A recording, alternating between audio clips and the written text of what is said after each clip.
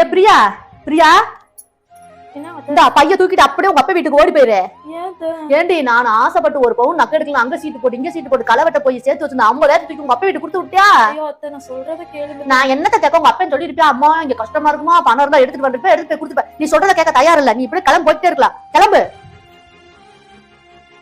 Phone வேற வருது. மாலதி தான் போன் பண்றா. மாலதி அக்கா எப்படிக்கா இருக்க? நீ தான்க்கா எனக்கு சாமியாட்ட வந்து காப்பாத்துன. என்ன மாலதி சொல்ற நீ? ஆமாக்கா, என் வீட்டுக்காருக்கு உடம்பு சரியில்லை, 50,000 பணம் இருந்தாதான் காப்பாற்ற முடியும்ட்டாங்க. வீட்டுக்கு வந்தேன், நீ வேற இல்ல, உன் மருமக தான் பணத்தை கொடுத்து நீங்க கொண்டு போங்க ஆண்டி, நான் சொல்லிக்கிறேன் அப்படின்னு சொல்லிச்சு.